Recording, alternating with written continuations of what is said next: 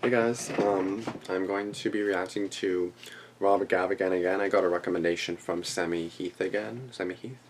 Again, I'll put his thingy right here. Yeah, right here somewhere.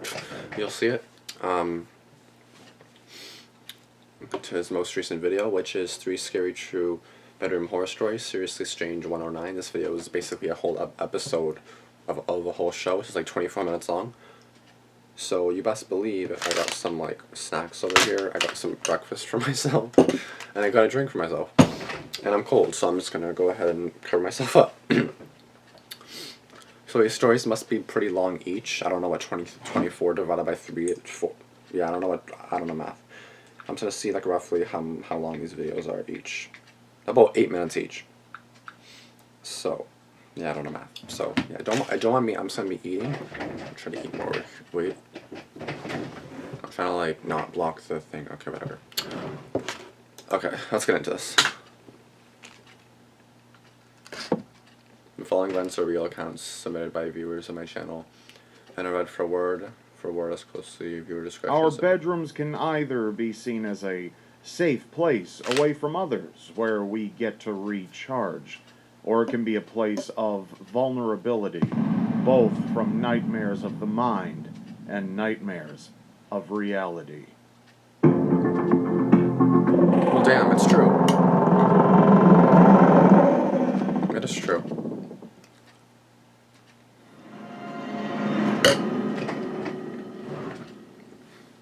Poking? It happened in my bedroom at the age of 10. I always had trouble sleeping and spent most nights tossing and turning. I was a horror film fanatic as a child, and being scared was something I didn't have much experience with.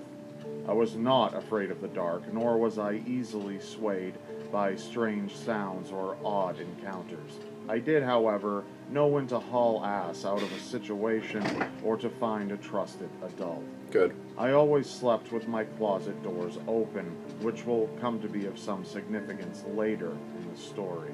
I should also mention that my family home was in a heavily wooded area, in what some may refer to as the middle of nowhere. One night around 1 a.m., I awoke to a sound coming from underneath my bed.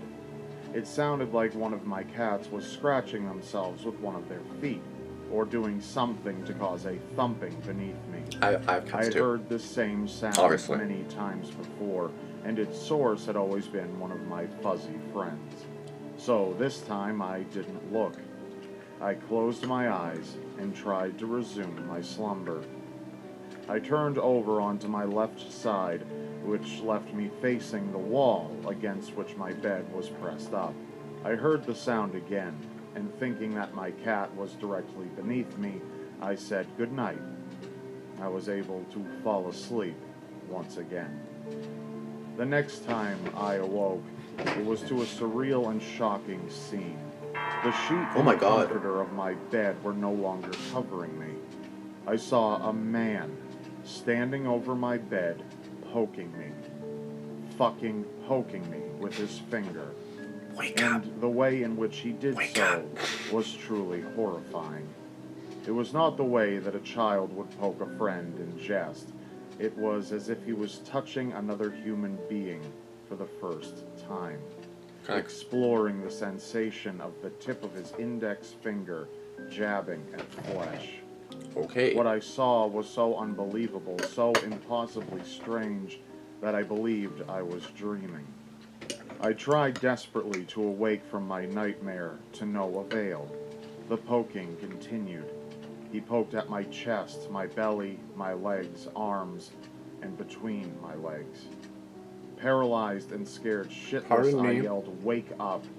And with this, the man threw himself to the floor and closed his eyes, as if he was trying to lead me to believe that he was asleep or dead. It was at this time I realized I could not have been dreaming. I somehow found the ability to move, and I jumped from the top of my bed over the man lying on the floor next to me and ran towards my parents' room. When I got to their bedroom door, something came over me. I told myself that this was all impossible, that there was no way that a person could have entered our home without breaking in, That's as weird, we had eh? always kept every door and window locked at night. I As you had should. seen many strange things in my home whilst either falling asleep or waking up. By the third or fourth time after speaking to my mom or dad about it, I knew that it was my mind playing tricks on me. Plush toys do not have the ability to turn and whisper into each other's ears, for instance. Do not ask why, as I have no explanation to offer you. But I turned away from my parents' bedroom door that night and decided to hastily check the house for a break-in. What I found was nothing out of the ordinary. No broken windows or locks, no busted doors, nothing. I assured myself that I had to have been dreaming or hallucinating, and blamed my obsession with horror for this. I made my way down the long, dark, and narrow hallway to my bedroom. I peeked inside and saw no one.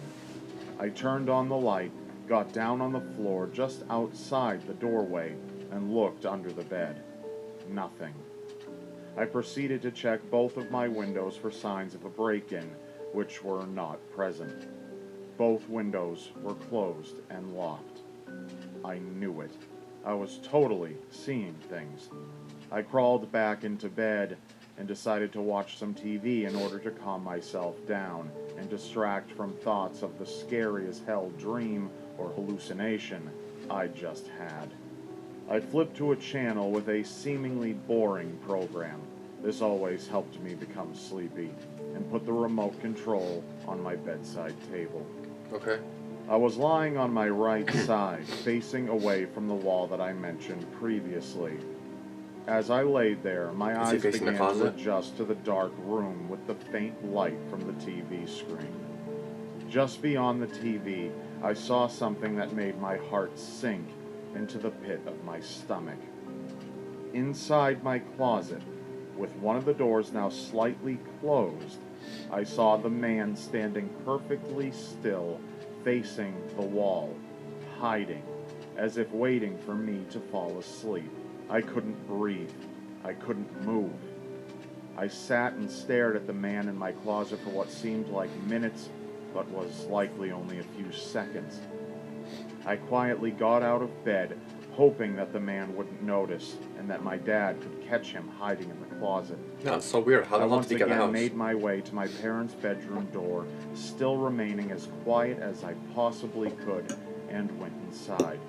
I shook my dad and my mom at the same time, and when they awoke, I said, "Shh, don't make any sound. There's someone in my closet." My parents both jumped up and said, "What?" I repeated myself and asked them to please. Mitch, call you heard me get in my room and get rid of the guy. My mom immediately picked up the phone. Neither of my parents doubted my claim, as I had always been honest and forthright. They both knew there was no way that I was making this up or that I was mistaken. Good. I'm sure that the look I must have had on my face made it clear that this was really happening. My dad told my mom and I that he was going to look and urged us to stay in their bedroom and lock the door. So we did. At this point, I was beyond scared. I didn't know what the man was capable of, whether he had a weapon or whether my dad was safe. I just stood in the room with my mom and cried. After what felt like hours, my dad knocked on the door and told me it was him and that it was okay to open the door. My mom unlocked the door and let my dad inside. I said something to the effect of, "Did you get him?" And my dad looked at me with the most unsettling and confused look imaginable. He said, "There's no one there." I assured him that there was indeed a man in my room and that he had been poking me. My dad said that he had just checked every inch of the house and found no one. He had also checked the doors and windows just as I had done. Then it hit me. He must have had a key. As soon as I said this, my parents looked at each other in absolute terror. Our nearest neighbor, a trusted and beloved friend whom we considered family, was in possession of a key to our home, as she had regularly babysat me since I was a toddler. Oh. She was the only person outside of my immediate family with a key to our house. Soon after this revelation, the police arrived, took statements, checked around our property, and left. None of us got any sleep that night. The I next wouldn't day, have my either. dad went to my neighbor's house and asked if she knew where her key to our house was. She said yes, and when she went to show him, she saw that it was missing. Her home had no signs of a break-in, and she had always kept her doors and windows locked. What? My parents had all of the locks on our doors changed and opted to never again give a key to anyone except in the wake of an emergency. I never discovered the identity of the man that lurked in my bedroom that night. The event left me traumatized, and it took a very long time for me to accept what had happened and move on. I would too. My That's scary as sleeping hell. trouble turned into full-on insomnia, and for about a decade, I was unable to sleep without a light on. That's scary. I'll explain at the end my thoughts. Like, how the hell did the people get in the house? Two-sided nightmare. Let's My see. name is Jordan, and when I Okay. was a child, I used to suffer from nightmares and night terrors. I would walk in my sleep, wake up screaming, and more. As a result, I hate falling asleep to this day. I still get nightmares and night terrors. My family moved into a new apartment, and I shared a bedroom with my brother. Okay. Like other kids, I was scared of my closet, even if I had been absolutely positive that there was nothing in there. Night after night, my family would do everything they could to reassure me that there was nothing in the closet. I had a nightlight. They'd close the closet door. They'd look outside, everything. But nothing worked. My terror of that closet was through the roof. Each night I made sure the door was closed, and each morning it would be open. Okay. Yes, I could have walked in my sleep, or my brother could have been playing a prank on me, but given my level of terror, he wasn't that cruel. One night I went to bed, and my cat went to bed with me. I was drifting off to sleep when she suddenly arched her back, fur on end, and started hissing towards the closet. Oh no. I woke up immediately, and the closet door was opening. I tried to scream, but nothing came out. Eventually, I managed to call for my dad, who ran into the room. Is it just a But nightmare there though? was nothing to be found. I refused to sleep in that room for a very long time. I would too. Fast forward a few years later, and I'm talking to a guy I was dating about the nightmares that I used to have. I'd convinced myself that the closet door incident was just a night terror, Yeah. and that I'd imagined it all. I Probably. was telling him about other nightmares, but I hadn't told him about the incident regarding the closet door that one night. And that's when he tells me that he used to suffer from nightmares as well. He tells me of one where he's walking into a room, and there's a girl on a bed with a cat. The cat wants to kill him, and the girl is screaming. It seems like a coincidence, What? except for the fact that he described my bed, my cat, and me all down to the very last detail. What? What? Okay, I'm shook at this video. What? Okay, whisper at the window. Oh lord. My story happened about 5 years ago, when I was 14 years old. I was an only child at the time, but my mom was pregnant. Okay. My mom didn't work a regular job because she was on disability from a spinal injury. My Okay. dad used to work overtime as much as he could to be sure that our family had everything that we needed.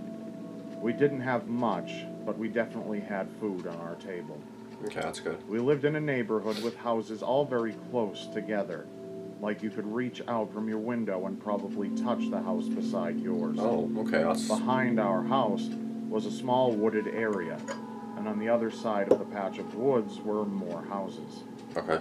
At night, it was always really dark behind our house because the floodlight we had back there had burned out a few months before, and my dad hadn't gotten around to replacing it. My Okay. dad tried to work early shifts as much as he could so he could be home in time to have dinner with us, and because my mom never really got morning sickness, but tended to get sick and needed help at night more than anything. Okay. So he would help her, and so would I. Her injury made it extra difficult on her, so it usually took us both. But every now and then there were nights when my dad had to work late, just in order to make more money. My dad was always a jokester and still is to this day. Okay. I would normally go to bed around 10 p.m. because I had school the next morning, but there were times when I would stay up late.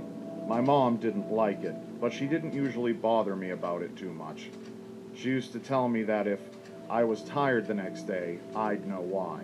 Yeah. Sometimes, not all the time, but sometimes, when my dad got home late, like around 11 or midnight, he would park the car and sneak around to the back of the house where my bedroom window was.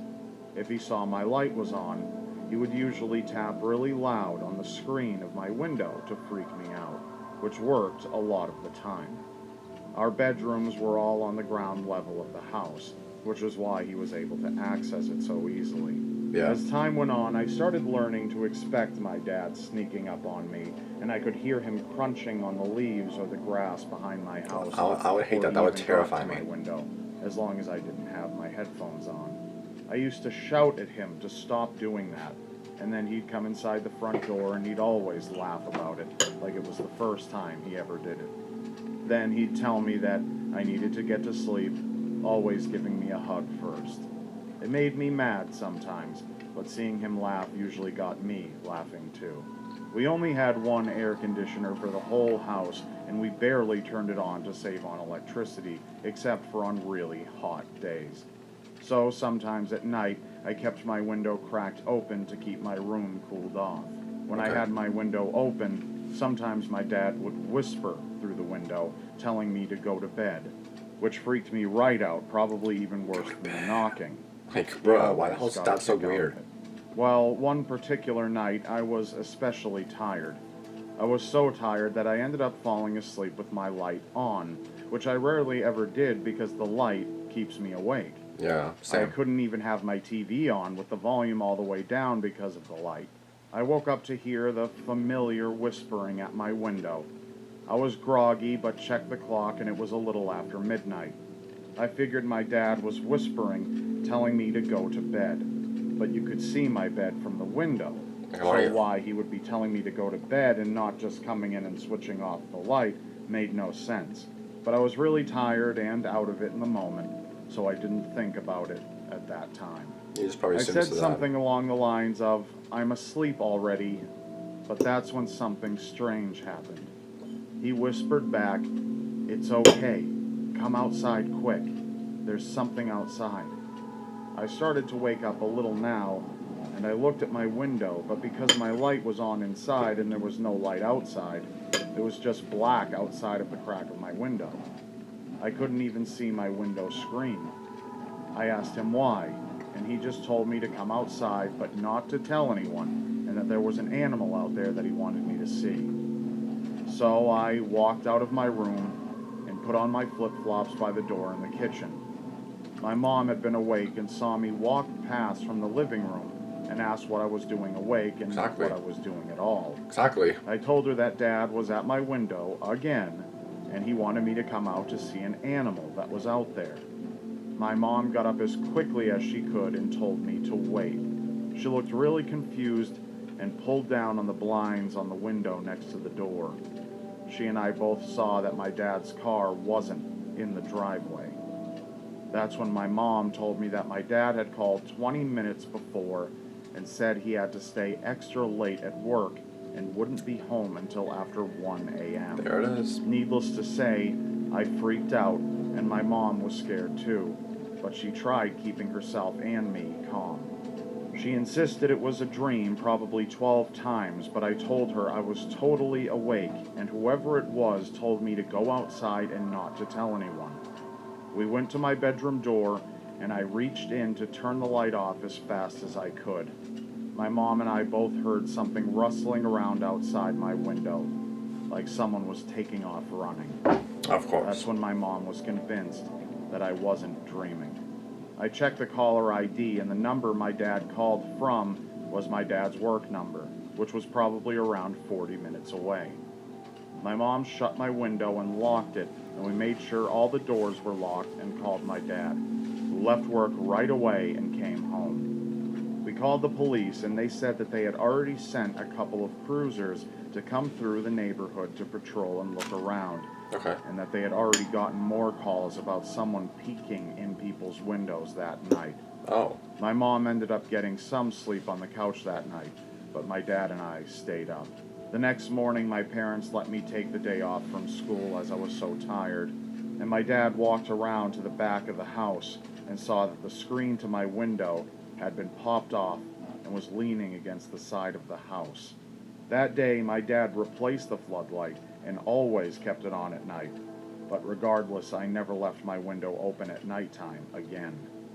To this day, I don't know if the guy was caught, and I have no idea whatever happened to him.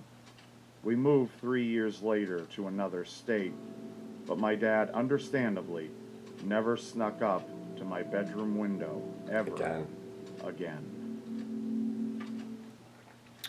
And now Okay. for something entirely... Okay, well, to be fair, okay. Well, to be fair though, like, why would you do that anyway? Like, what are you doing? Like, that's so dumb, to be honest. Okay, so I'll tell you guys a story. Not a story, but I used to sleep right there. You probably don't see a bed there, but that's because it's a pull-out bed. So I did used to sleep there. So that's like my dad being outside. That you see that big ass window right there? Yeah, it's like my dad being right there, knocking on the freaking window. There is a light right there, but it's a switch. It's not like an activated light or anything. And then he's just there knocking on the window. Hi, like, what are you doing? Like, I get it if you're joking around, but like, what are you doing? That's so creepy. And then in case something like that were to happen, in the rare case that it did, then you're gonna think it's your dad, and then you're gonna come outside, and then think it's your dad, and then you're gonna get killed. So, don't do that shit. That's number one. Number two is, what the hell was that guy doing anyway? Oh, come outside. Don't tell anyone. Shh, keep it a secret. Yeah, bitch. No. Like, if the dad never did that, then like that would have been obviously suspicious right off the bat. So like, he was lucky that the dad did it. Otherwise, he would have been like, what the fuck, right? Oh my goodness. Anyway, I don't know what the hell that guy was doing, but the dad's messed up. The guy that did is messed up, and that's the end of that. Going back to the second story, the two-tailed nightmare thingy. That's so weird how like, you have a nightmare that like someone, I think it was someone in the closet or something, and then the guy had a nightmare basically that it's like they had the same nightmare but like switched. That's so weird. Like, I don't even know how to explain that shit. That is weird. That's scary as shit too. Like, what the hell? It's freaking terrifying, bro. Like, I don't understand. That's definitely... Anytime there's like two people that have like the same nightmare type thing, that's like really creepy. Like, that would terrify the crap out of me. There's nothing else for me to really say about that. Just really fucking creepy. I don't even know how to explain that shit. And then ding back to the first story. I don't know how the hell the person got in the place to even get inside. I don't know how the hell they broke into the other house, take out the key because the key was missing, right? So someone had a key, so that makes sense how they got in and out of that house, right? But if there was no signs of breaking and entering into the house that had their key, how did they get into that house? Unless they had a key to that house too. Like, unless, as Gator would say, the people that watch a Gator, unless he was in cahoots, unless the neighbor was in cahoots with the person, and then gave him the key to get in the house. Because that could be an option too. But, because you never know, like, you never really know people as well as you think you do. So, just to throw that out there, maybe, I don't know. But, that's creepy as hell. Like, what are you doing with your life? Like, I don't know. Don't give your neighbors keys. Just don't. I remember when I was walking on my street here once, right? I think I lost my key on my street, which was not good because on my fucking street is not good. Anybody could just assume, oh, it's probably not on this street, but like maybe it is. So, but luckily we're good. That was like years ago now, like years. Pretty sure we have a different lock now, thank goodness. So, But anyway, basically the whole thing of these stories, parents, don't scare your kids from outside the window, because then if that ever does happen in one day, then they're going to be screwed. Number two, the two-tailed nightmare, I have literally no clue what to say to that. I don't even understand how that makes any sense, but if that happened, then shit, that's fucking terrifying. But, I don't know. But, yeah, I don't know. And then the first story, don't give anyone your key, keep everything locked, and if someone still manages to get in, then I don't even know. I don't even know how, that just doesn't even make any sense. So that just doesn't make any sense to me. That just, I don't know, that just doesn't make any sense. So, be safe, guys. Don't let your parents freaking prank you at nighttime from outside your freaking window. Like, do you have anything better to do at midnight and go outside and scare your kid? Like, really? I remember my sister pulled a little prank on me when the It movie came out. She called me upstairs, and I'm like, okay, and then it's all dark. I'm like, what the fuck?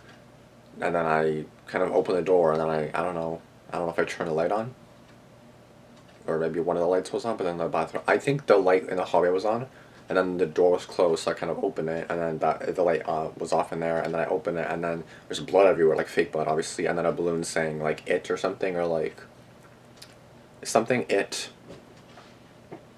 I don't know what the sign is, but it said something it.